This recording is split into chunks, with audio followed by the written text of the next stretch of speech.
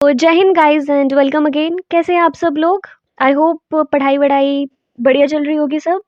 तो देखो आज हम एक बहुत इम्पोर्टेंट डिस्कशन करने वाले हैं जो कि है हमारा टेस्ट 10th हुआ था जनरल अवेयरनेस का।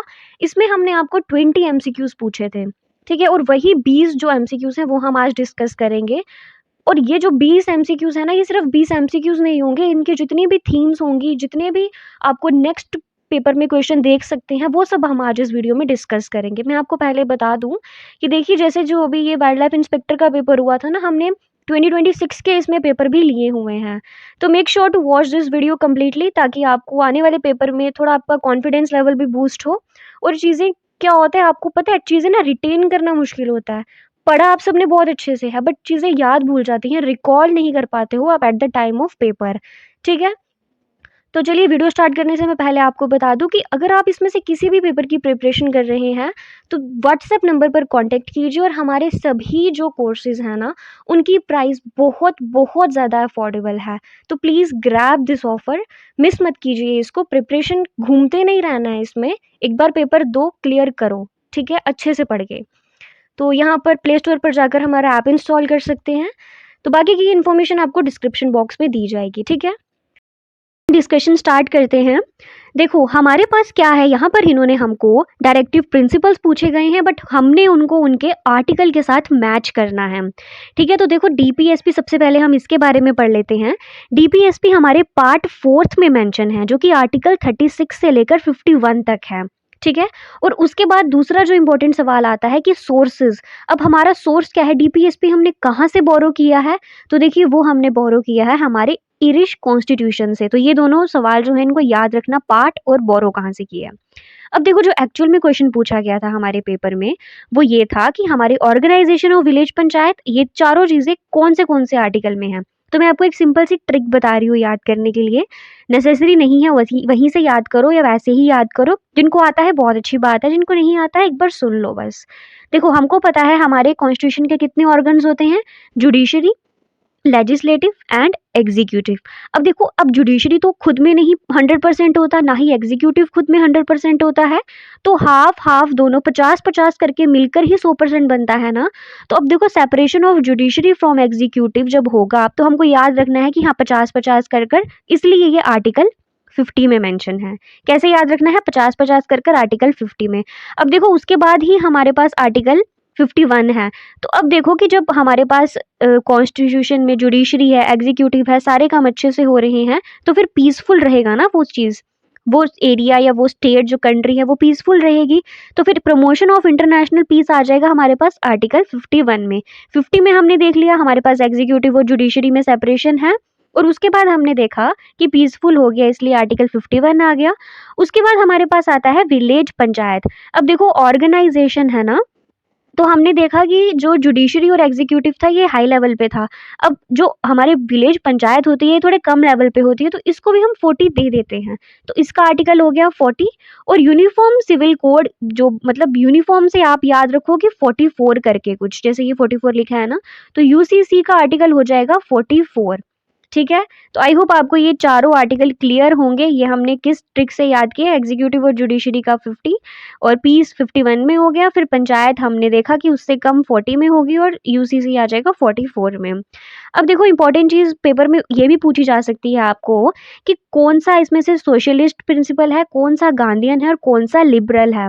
तो मैं आपको बता दूं कि देखो जो गांधीयन प्रिंसिपल होंगे ना, वो हमारे पास मैक्सिमम ऐसे ऐसे आर्टिकल्स होंगे, जैसे कि विलेज पंचायत होगी जिसमें मतलब लोगों के वेलफेयर के लिए काम किया होगा, ठीक है? मतलब जैसे हमारे जो विलेज लेवल पर या फिर हमारे जो वीकर सेक्शन है उनके लिए काम किया जाएगा, तो वो हमारे गांधीयन प्रिंसिपल, क्योंकि वो पेपर में सवाल पूछ सकते हैं कि आपको 3-4 आर्टिकल दे देंगे, तो बोलेंगे कि इसमें से गांधीयन प्रिंसिपल वाला कौन सा था, और जेकेएसएसबी में पूछा भी गया है वैसा सवाल। आगे बात समझ, तो एक बार ये रीड आउट कर लीजिएगा सभी सोशलिस्ट, गांधीयन और लिबरल, और चीज़ें आपको क्लियर हो जाएँगी, ठीक है? अब देखो इसका आंसर क्या आ गया, फर्स्ट का बी, थर्ड आंसर इसका, ठीक है? अब देखो अगला सवाल क्या है हमारे पास, जो साइनबेक्स एक्सरसाइज थी 2024 की, ये इंडिया और कौन सी मिलिट्री फोर्स के साथ में हुई, जो कि दिसंबर में हुई थी हमारे पूना में। अब देखो उसका आंसर है कंबोडिया। और ये चीज़ पेपर में पूछी जाती है, ये देखो ये हुई है ना सिनबेक्स 2024 इन पुणे। तो देखो अब ऐसा ही सवाल आपको पेपर में दोबारा भी पूछा जा सकता है। देखो अभी करंट में हमारे पास कौन-सी एक्सरसाइज़ चल रही है? लामित्या। और हमेशा मेरी बात एक याद रखो कि 2024 में जब ये हुई थी ना, तब भी पेपर में सवाल पूछा गया था। तो अब ये वापस 2026 में आई थिंक ये 22 मार्च तक चलेगी। तो ठीक है, अब पेपर में सवाल ये पूछा जाएगा आपको कि इंडिया और कौन-सी ऐसी कंट्री है जिसके बीच में ये एक्सरसाइज़ लामित्या चल रही है? तो वो है इंडिया एंड सेशेल्स। याद रखना इसको। और ये देखो हमारी आईएनएस त्रिकंड इसमें पार्टिसिपेट कर रही है। देखो इसमें ना हमारी एयरफोर्स होती है, आर्मी होती है और नेवी भी होती है, इसमें तीनों होती है। आगे बात समझ? ठीक है। अगला जो क्वेश्चन हमारे पास आ रहा है ये वाइल्ड लाइफ गार्ड का जो पेपर हुआ ना 2026 में, वहाँ से हुआ। अब देखो इसमें से मेक श्योर कि ये वाला जो वीडियो देखने के बाद इनमें से अगर कोई सवाल आए ना तो वो गलत नहीं होना चाहिए, और सवाल इसमें से ही आएगा, वो कहाँ से पूछेंगे और सवाल यार। ठीक है, अब देखो पहली स्टेटमेंट क्या है? जो अगस्त ऑफर था हमारे पास, वो पहली बारी ब्रिटिशर्स ने दिया था, जिसमें कि उन्होंने हमको कॉन्स्टिट्यूशन फ्रेम करने का राइट दे दिया था। मतलब इंडियंस को उन्होंने एक्सप्लिसिटली प्रॉमिस किया था कि वो आप लोग को पूरा राइट है कि आप अपना जो कॉन्स्टिट्यूशन है वो फ्रेम कर सकते हो खुद। ठीक है, आगे बात समझ, क्या ऐसा था या नहीं था? सोचो एक बार, सोचो अगस्त ऑफर में क्या चल रहा था। देखो अगस्त ऑफर हमारे पास 1940 में आता है। हम सबको पता है कि 1939 में हमारी जो है वर्ल्ड वॉर सेकेंड स्टार्ट हो गई, और इस टाइम पर ऐसा था कि जो ब्रिटिशर्स थे वो हम कुछ भी करने को तैयार थे कि हम लोग उनकी जो है हेल्प करें वॉर में। ठीक है, हम इंडियंस उनकी हेल्प करें वॉर में, वो कुछ भी करने को तैयार थे। तो बिल्कुल सही बात है, उन्होंने हमको कहा था कि ठीक है भाई, तुम अपना कॉन्स्टिट्यूशन खुद फ्रेम कर लेना, प्लीज़ हमारा वर्ल्ड वॉर सेकेंड में हेल्प करो। ये स्टेटमेंट बिल्कुल करेक्ट है, अगस्त ऑफर में ऐसा ही हुआ था। अच्छा उसके बाद क्या है, क्रिप्स मिशन आया था 1942 में। अच्छा इसमें क्या हुआ था, इसमें उन्होंने क्या बोला था कि जो हमारी पावर्स हैं वो इमीडिएटली ट्रांसफ़र की जाएंगी। तो अच्छी बात है ना, अगर हमारी पावर्स इमीडिएटली ट्रांसफ़र कर दी जाएँ तो वो बहुत बढ़िया बात है। बट गांधी जी ने इसको रिजेक्ट कर दिया, क्या कहकर? Post dated check on a crashing bank. अब देखो आप लोग कॉमन सेंस लगाओ ना कि अगर हमको पावर्स ट्रांसफ़र कर दी जा रही हैं, तो गांधी जी उसको रिजेक्ट क्यों करेंगे? कोई मतलब नहीं है ना रिजेक्ट करने का। अल्टीमेटली हम लोग तो चाहते थे कि पावर सारी हमारे हाथ में आए, बट गांधी जी उसको रिजेक्ट कर रहे हैं। देखो स्टेटमेंट खुद में ही एक बहुत कॉन्ट्राडिक्ट कर रही है। तो अब एक टाइम के लिए इसको छोड़ो, इग्नोर करो, ये तो सामने-सामने क्रॉस हो जाएगी, बट स्टिल आप नहीं समझ में पा रहे हो तो इसको क्रॉस करो, इग्नोर करो। अब देखो, वैसे क्रिप्स मिशन में भी यही चीज़ हुई थी। उन्होंने क्या कहा था कि हम आपको डोमिनियन स्टेटस देंगे, ठीक है? याद रखना डोमिनियन स्टेटस की बात हुई थी, इसीलिए गांधी जी ने उसको रिजेक्ट किया था और पोस्ट डेटेड चेक कहा था। पोस्ट डेटेड का चेक मतलब आउटडेटेड सा चेक है ये, कोई मतलब हमको ये नहीं चाहिए। हमको डोमिनियन स्टेटस, अब क्या करेंगे हम डोमिनियन स्टेटस लेकर? अब हमको फ्रीडम स्ट्रगल चाहिए, हमको फ्रीडम चाहिए सॉरी, ठीक है? इंडिपेंडेंस चाहिए।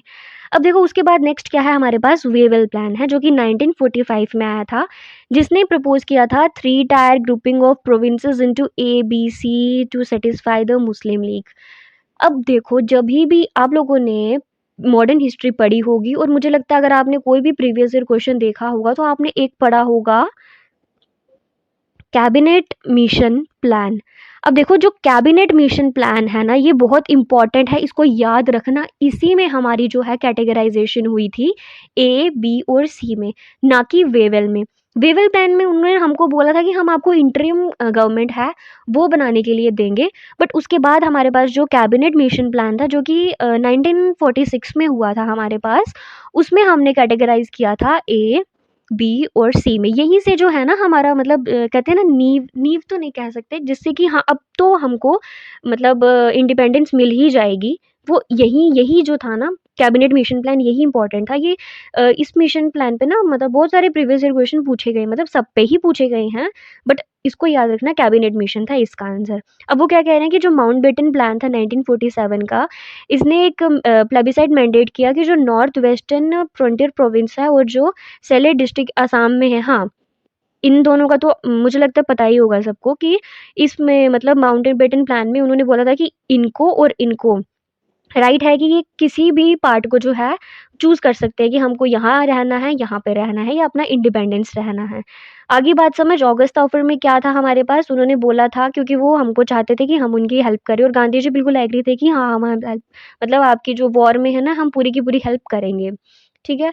फिर क्रिप्स मिशन भी हमने देख लिया कि पोस्ट डेटेड चेक था but due to dominion status, not due to कि गांधी जी ने एक्सेप्ट मतलब रिजेक्ट किया, क्योंकि वो पोस्ट डेटेड चेक था, क्योंकि हमको डोमिनियन स्टेटस के लिए वो लोग कह रहे थे, ना कि उन्होंने ऐसी हमको कोई राइट दी थी। ठीक है? क्रिप्स मिशन भी ये हो गया। फिर वेबल प्लान हमने कैबिनेट मिशन प्लान देखा। तो अब देखो ये स्टेटमेंट सही है, ये हमारे पास गलत है, ये भी हमने देखी गलत है और ये वाली भी बिल्कुल सही है। तो उसका आंसर, हाँ, इसका आंसर हुआ हमारे पास फर्स्ट एंड फोर्थ। याद रखना है इसको, चीज़ें भूलना मत अब, ठीक है? बहुत अच्छे से समझाई है मैंने। चलो अब अगला क्वेश्चन क्या है? देखो अगला सवाल है हमारे पास जो कि वाइल्ड लाइफ गार्ड के पेपर से ही पूछा गया है, वेस्टर्न घाट्स और ईस्टर्न घाट्स। अब देखो वेस्टर्न घाट्स हमारे इस तरफ आ गए और ईस्टर्न घाट्स हमारे इस तरफ आ गए। हम लोगों ने एक चीज़ तो पढ़ी ही हुई है कि हमारी जो मैक्सिमम रिवर्स हैं वो यहाँ पर हमारा बे ऑफ बंगाल है और यहाँ पर अरेबियन सी है। तो हमारे मैक्सिमम जो रिवर्स हैं ना, वो ईस्ट फ्लोइंग रिवर्स होती हैं, वो बे ऑफ बंगाल में जाके ड्रेन करती हैं। क्यों, ऐसा क्यों, आपने देखा है, सोचा है कभी? देखो यहाँ पर क्या है, यहाँ पर आपने ये देख रही हो, ये हमारा ईस्टर्न घाट, ये वेस्टर्न। अब यहाँ स्लोप देखो ना, स्लोप कितनी ज़्यादा है यहाँ पर। तो आप यहाँ पर हो तो रिवर पानी तो वहीं जाएगा ना जहाँ स्लोप उसको ज़्यादा मिलेगी। तो हमारी ईस्टर्न घाट की स्लोप ज़्यादा होती है, इसीलिए जो रिवर्स हैं वो यहाँ पर फ्लो करती हैं। अब देखो सपोज ये रिवर आ रही है, ये यहाँ पर छोड़ रही है, यहाँ से कट लगेगा, ये एक और रिवर आ रही है, ये यहाँ से कट लगेगा, यहाँ से एक और कट। तो वो कितने सारे कट लगेंगे ना, तो ये आपको नहीं लगता है कि थोड़ा डिसकंटिन्यूस सी बन जाएगी, क्योंकि कट यहाँ यहाँ यहाँ यहाँ। तो ये चीज़ यहाँ पर होती है, ये कंटिन्यूस होती है, क्योंकि यहाँ पर रिवर्स नहीं आती, आती भी है तो बहुत बहुत कम, यहाँ से नर्मदा एक दो और आती हैं, ज़्यादा नहीं आती हैं। तो ये हमारा कंटिन्यूस है, ये थोड़ी सी डिसकंटिन्यूस होगी और यहाँ पर क्या है कि इसकी स्लोप भी हमारे पास ज़्यादा है। अब देखो सवाल क्या पूछा है कि जो हमारे वेस्टर्न घाट्स होते हैं ये कंटिन्यूस चेन होती है माउंटेन्स की, that can crossed only through specific passes, whereas Eastern Ghats are highly dissected by east flowing rivers. बिल्कुल सही बात है, मैंने बताया ना, स्लोप इस तरफ ज़्यादा है तो ऑब्वियस ही बात है कि यहाँ पर ज़्यादा, और एक रिवर, दो रिवर, तीन, तो वो कितने सारे कट्स लग जाएंगे ना। तो इसलिए ये बिल्कुल करेक्ट स्टेटमेंट है। अब दूसरी स्टेटमेंट क्या बोल रहे हैं हम, कि जो हमारे डेसिडियस फॉरेस्ट होते हैं वो कहाँ पर देखे जाते हैं, वेस्टर्न घाट्स में। और जो हमारे ईस्टर्न घाट्स होते हैं यहाँ पर क्या देखे जाते हैं हमारे पास, ट्रॉपिकल एवरग्रीन फॉरेस्ट। देखो इसमें ऐसा होता है कि आप लोगों ने देखा कि हमने पढ़ा कि जो वेस्टर्न घाट्स हमारे हैं ये क्या होते हैं, कंटिन्यूस होते हैं, यहाँ पर बहुत सारी रिवर्स होती हैं। अब देखो हम लोग क्या पढ़ते हैं, हमारे पता है कि हमारी कंट्री में मॉनसून टाइप ऑफ क्लाइमेट देखा जाता है। हमारी मॉनसून आती है यहाँ पर, हिट करती है सबसे पहले केरला में। ये चीज़ भी हमने, सॉरी, यहाँ पर हमने ये चीज़ पढ़ी है। फिर ऐसे ऐसे फ्लो कर करके वो चीज़ ऊपर जाती है।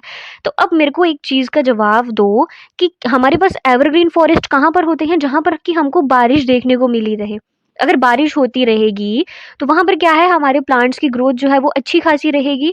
और ऐसा नहीं है कि एक सीज़न में बारिश हुई तो फिर नहीं हुई, नहीं, जहाँ पर हमको कॉन्टिन्यूसली बारिश चाहिए, क्योंकि ये ट्रॉपिकल एवरग्रीन फॉरेस्ट हमेशा ही ग्रीन रहते हैं, इनका नाम ही एवरग्रीन है ना। और दूसरी साइड ये क्या कह रहे हैं कि ऐसा हमारे पास ईस्टर्न घाट्स में होता है। भाई हमने ईस्टर्न घाट्स में देखा कि कितनी मतलब डिसकंटिन्यूस है यहाँ पर, इतना सारा रिवर्स। अब देखो मेरी बात सुनो, ये सपोज करो एक रिवर है, ठीक है, इसका पानी फ्लो कर रहा है, जा रहा है, जा रहा है, तो क्या है कि अपने साथ ये जितने भी मिनरल्स होंगे, न्यूट्रिएंट्स होंगे सॉइल के, ये ड्रेन करके लेके जाएगा सब कुछ अपने साथ, यहाँ पर स्टोर नहीं। तो ये वाला एरिया कितना ज़्यादा मतलब लेस फर्टाइल होगा ना, क्योंकि सारी जो चीज़ें हैं वो पानी बहाकर अपने साथ ले जाएगा। और ऑन द अदर हैंड यहाँ पर हमको मानसून देखने को मिल रही है, बारिश हो रही है बट कहीं बहा के तो नहीं लेके जा रहा है ना, पानी तो वहीं पर है। उसी वजह से इन्होंने ये ऑपोजिट लिख दिया हुआ है कि डेसिडस जो फॉरेस्ट होते हैं वो हमारे पास ईस्टर्न घाट में देखे जाते हैं, और जो ट्रॉपिकल एवरग्रीन है ये हमारे पास वेस्टर्न घाट में देखे जाते हैं। आप मानसून वाला सिंपल सी बात याद रखिए ना कि केरला कोस्ट को, फिर हमारे कोस्टल एरिया को अच्छे से करता है, तो ये चीज़ याद रखिए, ठीक है।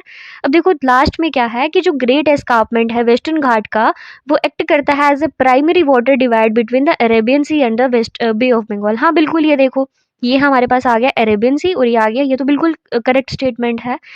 ठीक है, तो सेकंड वाली गलत हो गई, फर्स्ट और थर्ड वाली सही है। हाँ तो ये देखिए फर्स्ट और थर्ड जो है वो हमारे पास सही आ गई। आगे बात समझ।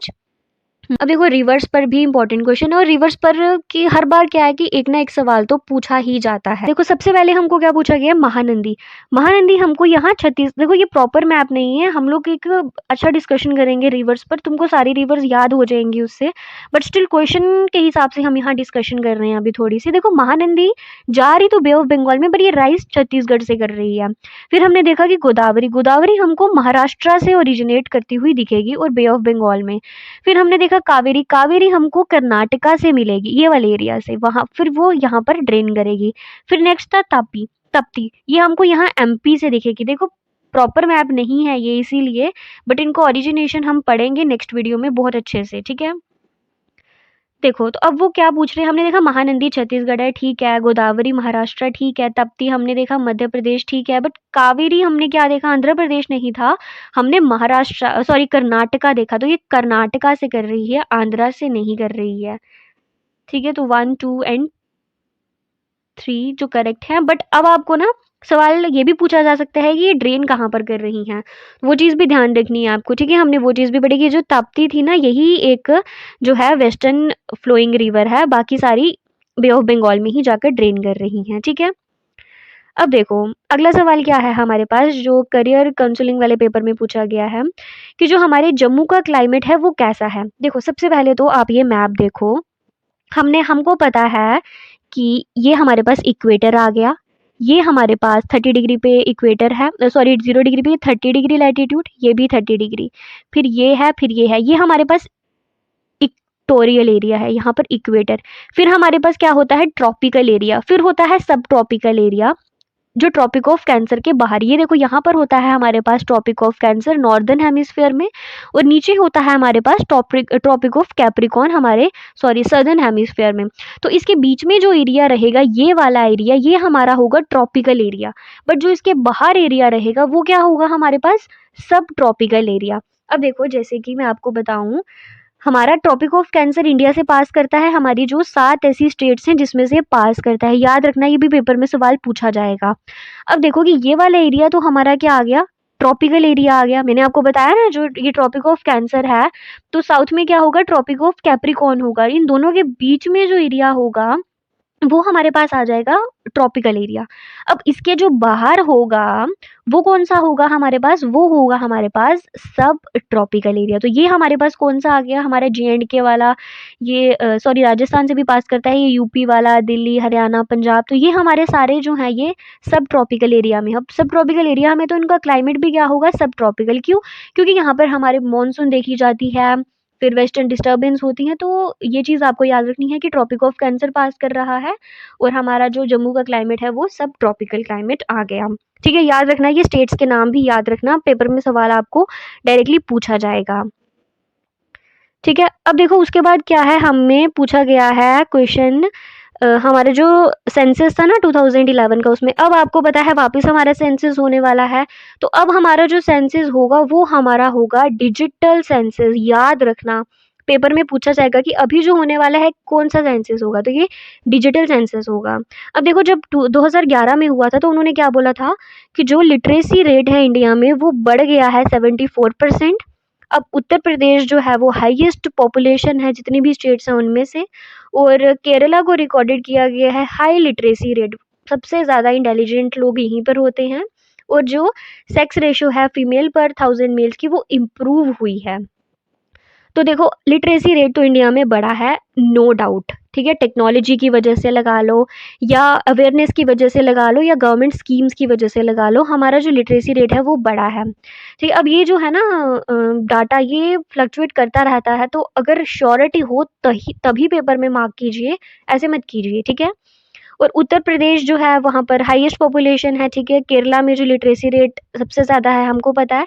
अब देखो नेक्स्ट सवाल, नेक्स्ट ऑप्शन क्या है कि जो सेक्स रेशो है इंडिया में फीमेल्स पर 1000 मेल्स की वो इम्प्रूव हुई है, तो नहीं, वो चीज़ इम्प्रूव नहीं हुई है, वो वैसी की वैसी ही है, हमारे 2011 के सेंसस के अकॉर्डिंग है ये, ठीक है, न्यू नहीं है, 2011 के है। तो अब मोस्ट प्रोबेबली आपको सवाल जो पूछे जाएंगे ना, अभी जो हमारा न्यू सेंसस आएगा उसमें से एक स्टेटमेंट उठा लेंगे, और 2011 के सेंसस में से एक स्टेटमेंट उठा लेंगे, उन दोनों का जो है वो एजर्शन या रीज़न करके देखो, अब तो सवाल जो है वो स्टेटमेंट वाले ही पूछे जा रहे हैं, ठीक है? तो इस चीज़ का ध्यान रखिए। अब देखो, अगला सवाल क्या पूछा गया है आपको? अगला सवाल वेबसाइट ऑपरेटर का जो पेपर हुआ अभी 2026 में, उसमें ही पूछा गया था, कालिदास जी के कौन-कौन सी बुक्स हैं? प्लेज़ इन्होंने कौन-कौन से लिखे हुए हैं, कौन-कौन सी इन्होंने ऑथराइज़्ड की हैं, ठीक है? सबसे पहले क्या आ गया? मालवी अग्निमित्रम। इसमें क्या होता है, एक मालविका होती है और अग्निमित्रम होता है। इन दोनों की जो स्टोरी है उसके बारे में बताया है। फिर क्या है? विक्रमोर्वशीय, फिर अभिज्ञान शकुंतलम, फिर रघुवंशा, कुंभसंभ, मेघदूता, ऋतुसंहारा। इसमें इन्होंने मतलब जो हमारे लिरिकल पोएम, देखो सब में पोएम्स ही दी हुई हैं, कुछ वैसा नहीं है। और 1-2 और थी उसकी, वो इसमें इंक्लूडेड नहीं है, वो इतनी ही आप याद कर लो वो भी काफ़ी है। देखो अभी ये जो जैसे इन्होंने 2 चीज़ें हमारे पेपर में पूछी थी तो इनको रीड कर लेना। मालविका अग्निमित्रम, विक्रमोर्वशीय, अभिज्ञान शकुंतलम, रघुवंशम, कुंभसंभा, मेघदूता और ऋतुसंहारा। याद रखो, एक इनको ना कुछ ट्रिक्स बनाओ जिससे कि आप ना याद रख पाओ आसानी से, क्योंकि 4 5 6 7 बार इनका नाम लो तो फिर पेपर में ऐसा होगा कि जब आपको सवाल पूछा जाएगा तो कंफ्यूजन नहीं होगी। देखो ये मेघदूत और मालवी अग्निमित्रम, ये क्वेश्चन जो है ये पूछा ही जाता है, रिपीटेडली ये पूछा ही गया। अब देखो जैसे हमारे पास जो रघुवंश में, ये भी किसकी लिखी हुई है? कालिदास जी की ही लिखी हुई है, ठीक है? और जो रत्नावली है ना, ये हमने किसने हमको लिख के दी हुई है? हर्षवर्धन जो थे, नोट करते रहना। हर्षवर्धन ने लिखी हुई है रत्नावली। उसके बाद हर्षचरिता, ये हर्षा की जो बायोग्राफी थी वो थी, ये लिखी हुई है। इसमें कन्फ्यूज़न रहते हैं, बच्चा ये सोचता है कि हर्षवर्धन ने लिखी है, नहीं, ये लिखी है हमारे पास बनावटा ने। बना, जो कि इनके कोर्ट पोएट भी थे, ठीक है? इनके कोर्ट पोएट भी थे, उन्होंने लिखी है। फिर हमारे पास आ रही है जो कृतार्जुनिया, ये हमारे पास लिखी है भैरवी ने। देखो पेपर में ना वो उनको भी पता है कि बच्चे इतने डेप्थ में जाकर नहीं पढ़ते हैं। कालिदास एक ऐसे ऑथर हैं जिनको सब लोग पढ़ के ही जाते हैं, तो इसीलिए वो सवाल भी ऐसा ही पूछते हैं। अगला सवाल पूछा गया है, वो उन्होंने हमसे पूछा है कि who is the father of Indian renaissance? तो ये किसको कहा जाता है? 19th सेंचुरी की बात कर रहे हैं, तो ये कहा जाता है हमारे राजा राममोहन रॉय जी को। अब इसी के साथ आपको इसमें से इम्पोर्टेंट सवाल जो हैं वो भी पूछे जाते हैं, जैसे कि सबसे पहले इन्होंने एक सभा बनाई थी, आत्मीय सभा। ठीक है? और दूसरी थी ब्रह्मो सभा। देखो ब्रह्मो सभा का तो पता होता है सबको, बट आत्मीय सभा उन्होंने ब्रह्मो सभा से भी पहले बताई थी, ब्रह्मो समाज से भी पहले बनाई हुई थी। ठीक है? फिर उसके बाद इन्होंने क्या किया? एबॉलिशन ऑफ सती किया 1829 में। और जब इन्होंने एबॉलिशन ऑफ सती किया उस टाइम पर हमारे वाइसरॉय कौन थे? तो वो थे विलियम बेंटिक। ठीक है? ये भी आपको याद रखना है। ऑप्शन में पूछा जाएगा, किसी का भी नाम ले सकते हैं वो, बट आपको ये दोनों चीज़ें हैं वो याद रखनी है कि इन्होंने क्या किया। और बाकी इन्होंने और भी काम किए, मतलब वुमेन एजुकेशन के लिए बहुत काम किया। और ये इनको ना एक तरह से रिफॉर्मर कहा जाता था, ये रिफॉर्म करना चाहते हैं, मतलब एक तरह से मॉडर्नाइज़ेशन की तरफ लेकर जाना चाहते थे कि हम और चीज़ें नई ऐड करें, और जो सब्स्टिट्यूट्स थे वो करें, जिसकी वजह से कि हमारा जो एक नेशनलिज़्म है वो और ज़्यादा स्ट्रेंथन करे। आगे बात समझ? नेक्स्ट क्वेश्चन जो है वो पूछा गया है वापस से मूवमेंट पे। देखो जैसे आपको पूछा था ना इंडियन रेनेसां किसको कहा जाता है? राजा राममोहन रॉय। तो उनकी जो इम्पोर्टेंट मूवमेंट्स थी, जैसे आत्मीय सभा हो गया, ब्रह्मो समाज हो गया, मोनोथिज़्म, हाँ, एक और इम्पोर्टेंट चीज़ भाई इसको भी याद रखना, उन्होंने मोनोथिज़्म को प्रमोट किया कि एक ही चीज़ों को याद रखना है, अलग-अलग चीज़ें नहीं होनी चाहिए। तो वैसे ही अगला सवाल है, आर्य समाज मूवमेंट ये किसने फाउंड की थी? तो देखिए ये थी स्वामी दयानंद सरस्वती जी की। अब देखो यहाँ से आपको जो इम्पोर्टेंट क्वेश्चन है वो ये आता है, एक आपने टर्म सुनी होगी, बैक टू वेदास। अब ये बैक टू वेदास जो कोट थी ये किसकी थी? ये थी दयानंद सरस्वती जी की। याद कर लो, इसको नोट करके रख लो कि ये किसने दी थी। अब अगर वो ये पूछ सकते हैं तो वो ये भी पूछ सकते हैं पेपर में, ठीक है?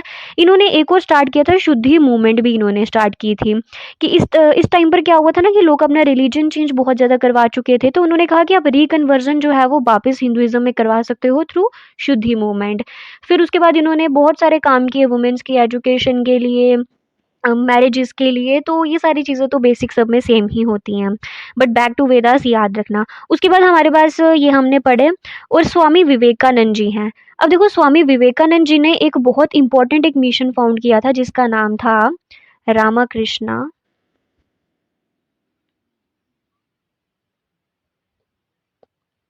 रामाकृष्णा मिशन।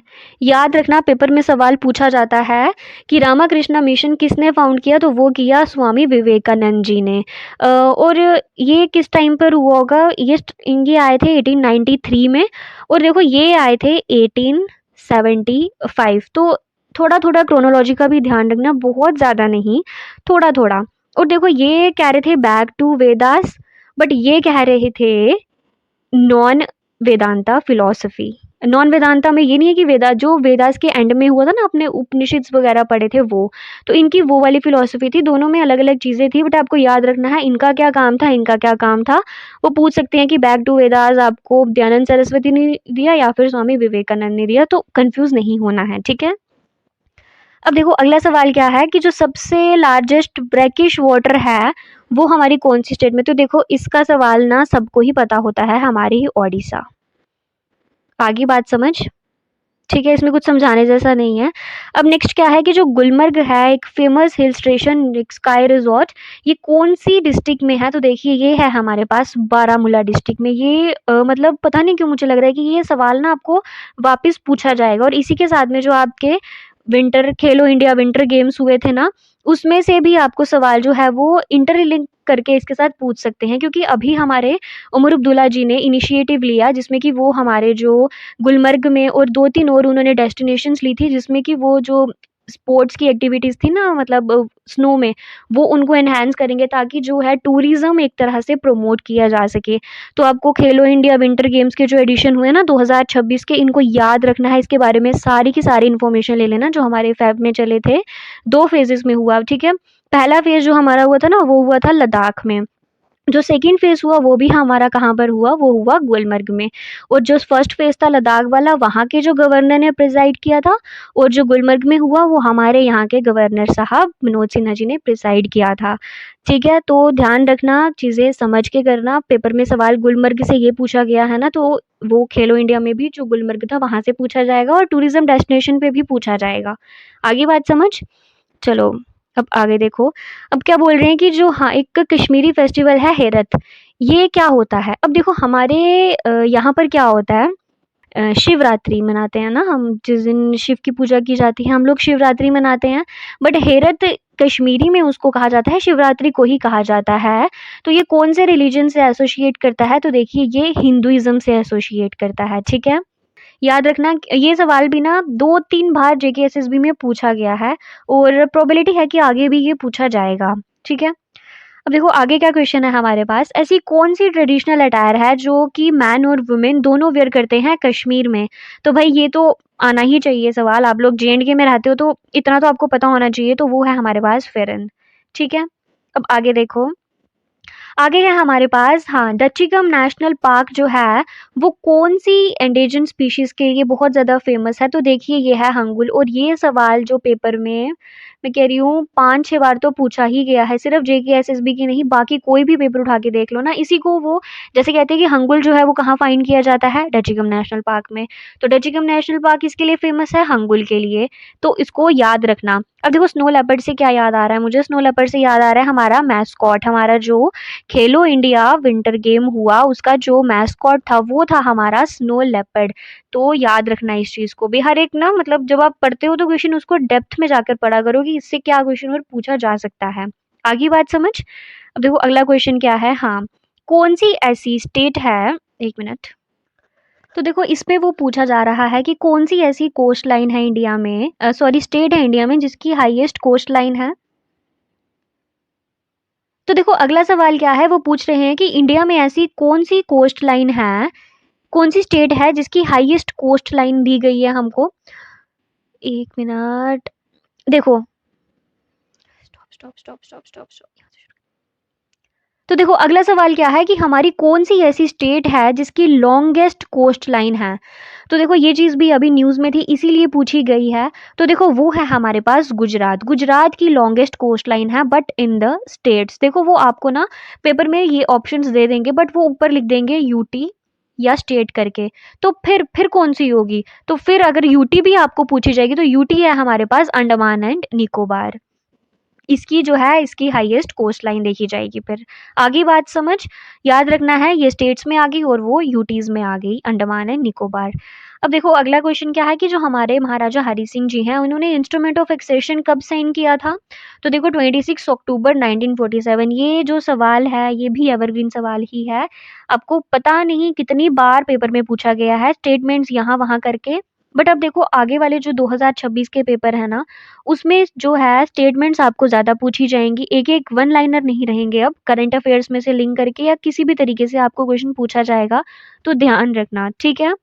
अब वो इसमें हाँ, 2019 में आपको पूछ सकते हैं, रीऑर्गेनाइज़ेशन एक्ट पे आपको क्वेश्चन पूछा जा सकता है, तो वो याद रखना सारी चीज़ें, ठीक है? अब नेक्स्ट क्वेश्चन क्या है हमारे पास? हाँ, देखो कि हमारा कौन-सी ऐसी माउंटेन रेंज है जो नॉर्दर्न बाउंड्री को फाउंड करती है लद्दाख के साथ, जो कि हमारे इंसुलेशन और स्ट्रैटेजिक सिग्निफिकेंस जिसका बहुत ज़्यादा है।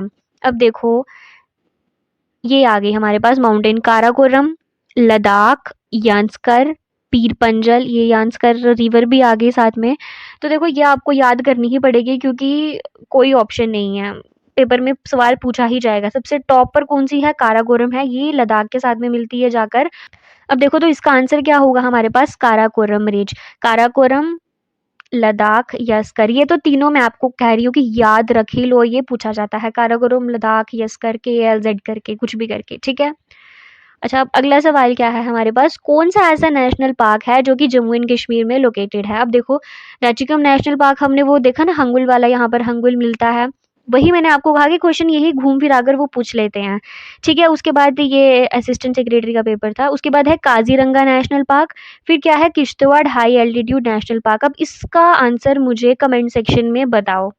पहले बताओ, उसके बाद मैं आपको बताती हूँ। देखो डचीकम से तो आपको समझ में आ रहा होगा ना कि हमको इन JNK में ही मिलता है। फिर किश्तवाड़ से भी आपको समझ में आ रहा होगा कि JNK से। अब क्या होता है कि आप लोग काज़ीरंगा और काज़ीनाग में कन्फ्यूज़ हो जाओगे और इसको सही स्टेटमेंट डिक्लेयर कर दोगे, बट ऐसा नहीं है।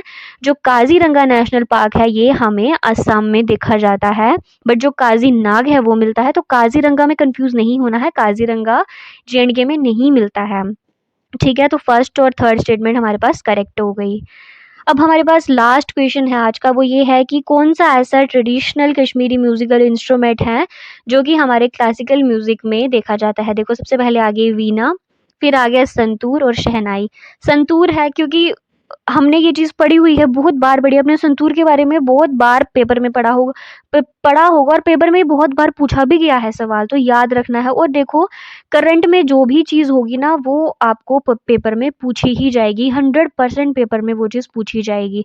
तो करंट का ध्यान रखा करो। बाकी स्टेटमेंट्स में जो दी होती हैं क्वेश्चंस वो अभी ज़्यादा पूछे जा रहे हैं। जैसे 2026 में मैंने आपको ये 2-3 क्वेश्चन बताए ना, तो बस अभी के लिए इतना ही था। ये 20 क्वेश्चन ही थे। 1-2 बार और वीडियो देख लेना, इंपॉर्टेंट चीज़ें जो हैं वो नोट डाउन कर लेना, लिख लेना, वापस बोल-बोल के याद कर लेना, देख लेना, तुमको चीज़ें याद हो जाएँगी। सो ठीक है, thank you so much for watching this video. Take care and अच्छे से पढ़ाई करो। जय हिंद।